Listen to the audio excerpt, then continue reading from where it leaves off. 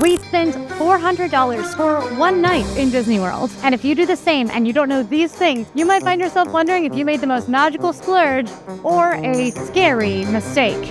Now that's scary. Here's what we wish we'd known before heading to Mickey's not-so-scary Halloween party. I'm home. I've officially done it. I've stayed out for the whole party, and I now know what my spending got me. So, woo. Mickey's Not So Scary Halloween Party is an after-hours Halloween event located in the Magic Kingdom in Disney World. It is a very fun party with lots of exclusive entertainment, snacks, and more. Merry Christmas, Halloween! We can finally talk about what I wish I'd known. I'll tell you, you have a lot of fun at these things, and then it's 1:46 a.m., and you're sitting on your couch eating your Halloween candy. So what do I wish I'd known before the spend? It was $400 for 3 people, about. The ticket price ranges depending on the date. Here is that ticket range. For us, the tickets were $119 per person. So yeah, getting pretty close to $400 to experience the 7 to 12 Mickey's Not So Scary Halloween party. You're not getting anything. This is a mic. Tip number 1, wristband wrangle like a pro. So the start of Mickey's Not So Scary Halloween party is 7 p.m. And once you arrive, you need to get your wristband. It's fun because it's kind of like its own included souvenir. And it's actually pretty cute. Orange wristband, little ribbon, says Mickey's Not So Scary Halloween party on it. To get this wristband, you have to show your ticket, and that is how they know that you are a registered guest of the party at all sorts of times during the night, particularly when the park closes to regular guests. Now, there's a couple catches to getting your wristband to arriving at the party in general. One of the biggest things to note about this event is that your ticket actually gets you in at 4 p.m.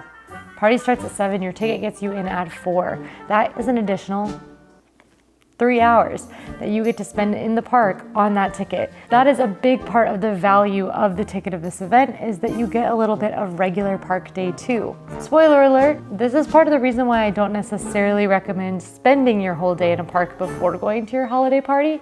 We'll talk about that a bit more in a bit. But there is a major issue with getting in at 4 p.m. Your ticket working at 4 p.m. means you'll probably want to arrive around 3:30 to the gates of Magic Kingdom. Today, it had a feels like of 101 degrees due to a 90% humidity, and it was very, very sunny with very little cloud cover.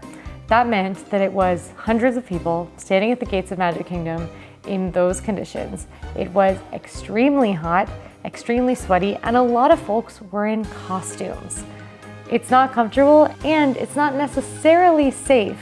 So you need to come willing and able to stand in that kind of environment, and you need to come deeply hydrated. I can't stand in the sun like that for many reasons. 1, this pallor, and 2, I get sick being in the heat and direct sunlight like that. If that sounds like you need to have a plan in mind. Do not plan to be in that first 4 p.m. group. Do not plan to show up to Magic Kingdom before you are able to get into the park. You will be stuck in direct sunlight with very little access to shade. They did have a kiosk out selling water, but it was just a lot of very bright, very hot sunlight. If you have park admission, of course you could head on in, or you should just show up a little bit later. And I'm not talking super late. I'm talking 5-10 minutes. Let those initial crowds burst through so that you're not standing in direct sunlight for a super long time, and then show up, move straight from the monorail, ferry boat, or bus, and just go ahead and straight in so you can get to some air conditioning, get to some shade. It's rough out there, folks. But you might already be in the park. If this is the case, you'll pick up your wristband inside the park. But this gets tricky, and it's not as easy as it may seem. I heard a lot of folks say that they thought it was going to be much shorter lines to get their wristbands by going into the park instead of waiting at the gates. That is kind of true. This year they have 3 locations running where you can pick up a wristband in the park. Buzz Lightyear Space Ranger Spin while it's closed, Mickey's PhilharMagic, and Tortuga Tavern. Of these spots, the Buzz Lightyear Space Ranger Spin spot probably had a 15-ish minute wait. Yikes. And that wait was mostly in the sun. Mickey's PhilharMagic, about a 5-minute wait, mostly in the sun. Tortuga Tavern, you could pretty much walk up and just get a wristband. Not in the sun, completely in the shade. So if you do need to get your wristband in the park, I recommend heading to Tortuga Tavern. Most people are gonna head to Buzz Lightyear Space Ranger Spin just because it's the closest to the front of the park.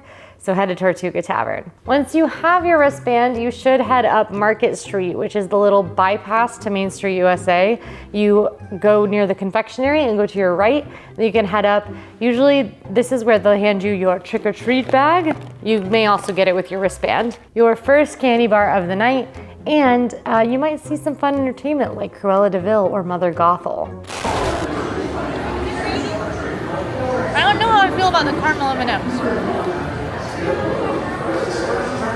Sidebar, if you're looking for exactly what to expect at Mickey's Not So Scary Halloween Party, check out our video from last year. The party is pretty much exactly the same, and we go through everything that you can see at the event. But do that after this, because you really want to keep listening here if you're considering the splurge, especially when it comes to this next one. Number 2, put costume level thought into your parade time. You know what I'm talking about. All year, you think about what could you be for Halloween. You watch a movie and you go, oh, hey, we could be that for Halloween. You text your friends, we need a trio costume. What are we gonna be? Your kid has in their mind exactly what they wanna be. You need to do that for what time you see the parade. The parade is called the Mickey's Boo to You Parade. It is one of the best Disney parades there is, and you can see it during the Not So Scary event. Not once, but twice. The early parade and the late parade. There are a couple of reasons you might want to do the early parade. For one, it happens pretty soon after the event starts, so you can kind of get settled, start the fun, meet a character, and then go see this parade.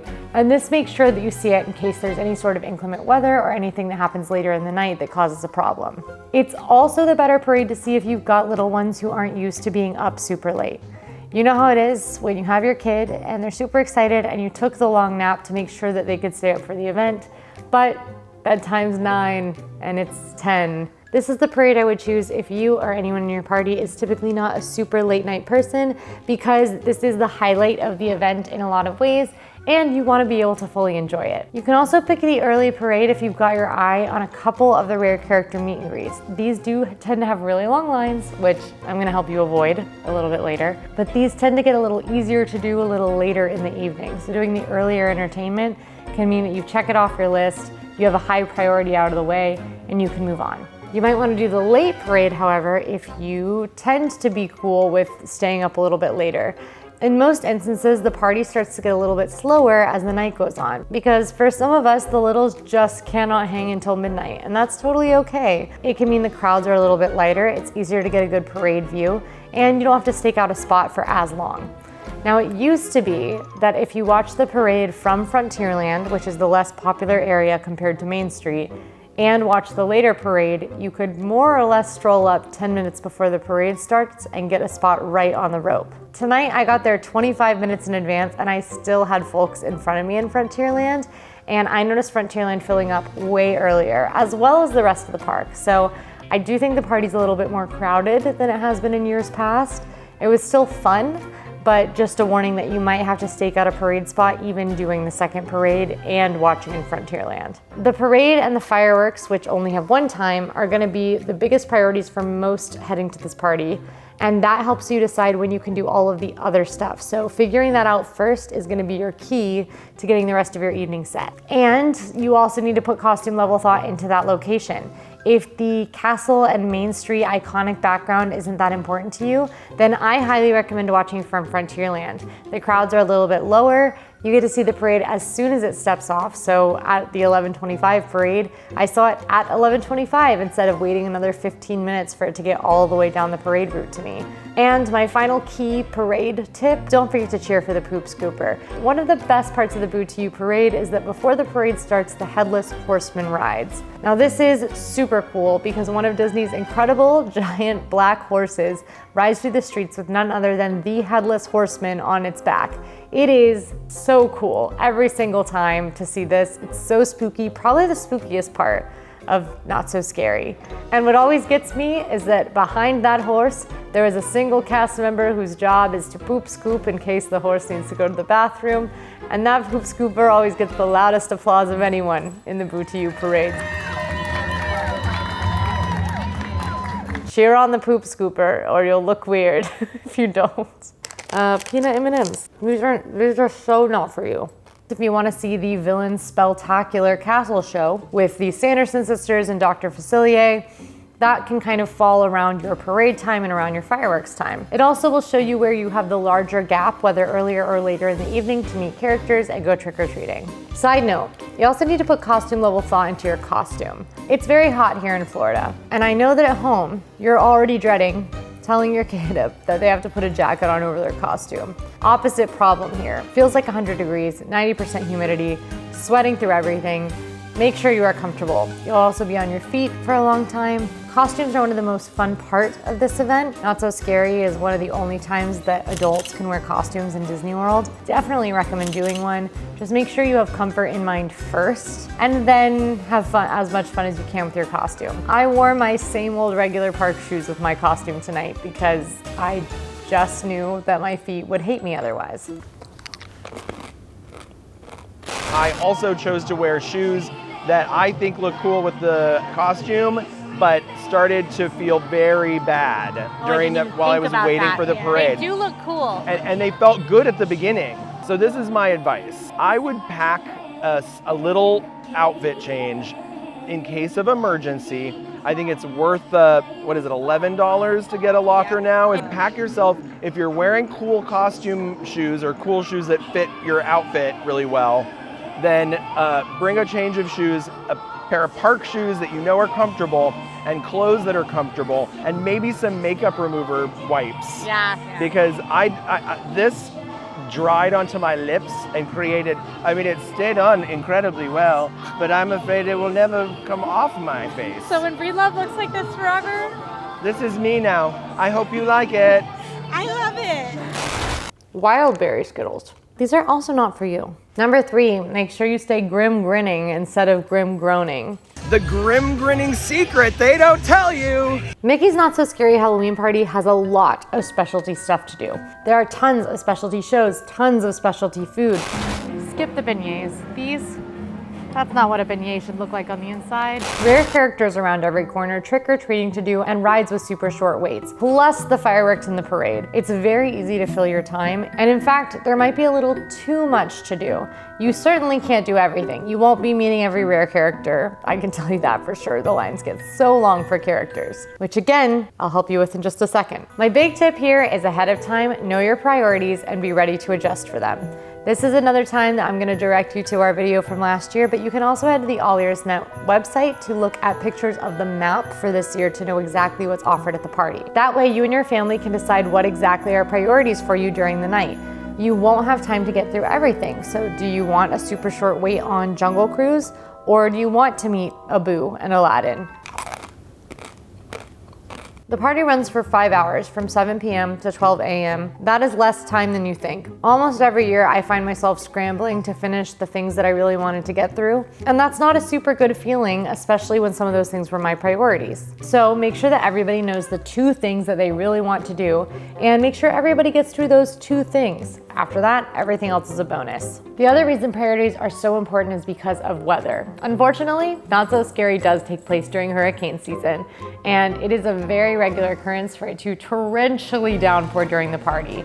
This can cause delays, it can cause changes to the entertainment, and it can even cause full-out cancellations to the entertainment. Now, if you ever have something that you feel like fully disrupts your event, go and talk to guest relations and explain your situation. They may be able to help you. That said, in most cases, it is just going to be a delay of the parade you were waiting for, of the fireworks you wanted to watch, of the stage show you wanted to see. So you need to keep your ears open to hear for announcements of when those things are going to happen.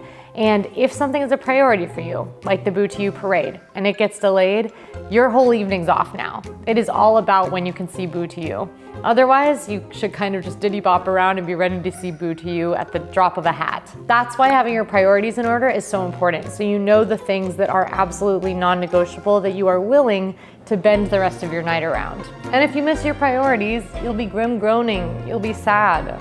That's what the grim grinning versus grim groaning thing was. Next piece of candy. Lifesaver gummies. You need to play the long game, but not too long. This is when it comes to both characters and candy, but in different ways. There will be a number of trick-or-treat areas around the park where you can go through and get candy delivered to you. They also have an allergy-friendly version where you get a token and can turn them in for allergy-friendly treats later. But these trick-or-treat trails do tend to have long lines. You could show up and find yourself in long wrapping turnstiles of people waiting for candy. Now, these lines move quickly because all that's happening is everyone's getting a scoop of candy at the front, so they do tend to move fast, but they also get much shorter as the night goes on. So candy is not the thing I recommend rushing to. Play the long game. Get candy a little bit later and the lines will be shorter. And if you play the really long game, you can seriously get hooked up. If you don't listen to anything else in this whole video, this isn't true, but maybe it is. The very last thing you should do before the party ends is you should walk through a trick-or-treat trail. The barrels of candy that they have at the end of the night, they're trying to get rid of them. So if you are one of the last few people going through these trick-or-treat stops, they will load you up. Half my bag was full after going through like 4 or 5 trick-or-treat stops throughout the night. The last stop, bag full, no problem. So go through a trick-or-treat stop, very last thing. They will load you up. That is how you get the most candy in the littlest amount of time. Now with characters, playing the long game works a bit differently. There tend to be rare characters at these events. I one time met all 7 dwarves. It ruled. But you could also meet Aladdin and friends, or villains, or princes who aren't usually out. If you're headed to the party this year, go and check out the map on AllEars.net to see who needs to be added to your priority list. The trick-or-treat trails are more or less confirmed to be open until the end of the party. Characters are not. Oftentimes, character lines will close well before the end of the party. So make sure to ask cast members near those characters when the last chance you have to get in line is so that you don't miss it. And if it really truly is a priority, skip this tip. Instead, wait out the line a little bit longer if it's one of your top priorities, just to make sure that you get to see the character for sure. There are exceptions to this, particularly with Jack and Sally. In fact, we're gonna call this the Jack and Sally exception. Jack and Sally are the single most popular meet and greet at Mickey's Not So Scary every single year. And for most of the night, it was around a 120-minute wait to meet Jack and Sally. The exception being 90 minutes before the party started, it was a 90-minute wait to see Jack and Sally, which means if you got in line and used your pre-party time to wait that 90 minutes, you wouldn't be using any party time to meet Jack and Sally. Instead, you would just wait before the party, meet Jack and Sally right as the party started, and then still have your party all free to use. That said, only meet Jack and Sally if it's really a priority for you. It is going to be a time sink no matter what happens. There is no way to quickly meet Jack and Sally.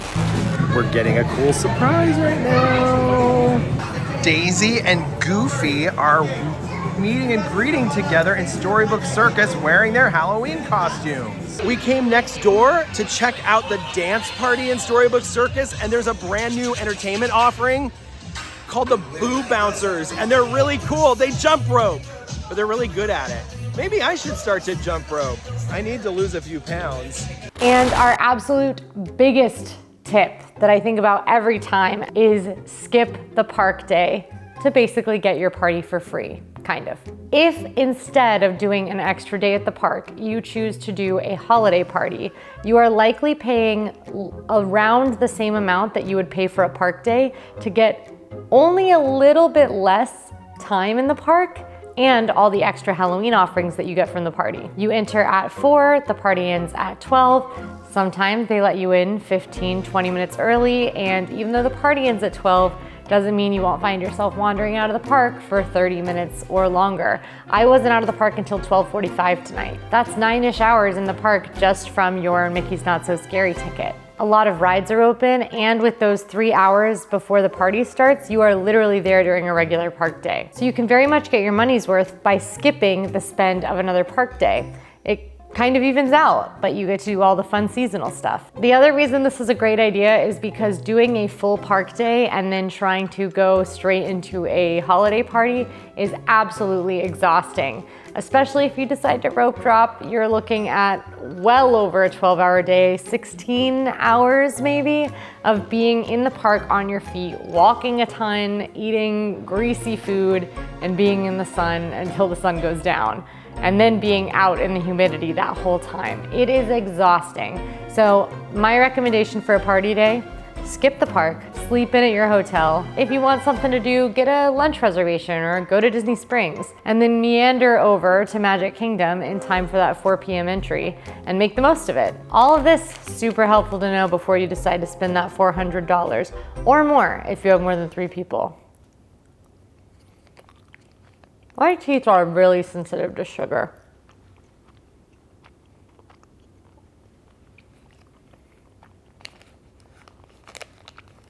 Okay, the 3 of us collectively, to get our family here, spent $400 tonight. Wowzer! Yeah, it's an expensive night Mom. out. So now that we know all the things we wish we'd known before, would we do it again? Absolutely. Yeah. Yeah, I look forward to it every year. Totally agree. It's a very fun event with a ton of character and something for everybody and a lot of free candy. A lot of free candy. Miranda, how much free candy? Go get the bag. This is just mine.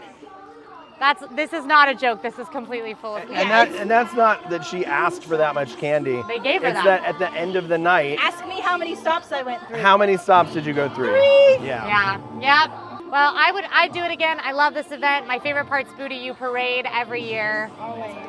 So good. But yeah, I especially love getting to make some fun seasonal Disney World memories with my friends. Yes. And that's worth $400, just maybe skip your park day. I agree. If you're still here, like this video and drop this secret code in the comments so we know that you made it all the way. And don't forget to subscribe. We upload tips, info, games, and more from Disney World and beyond all week.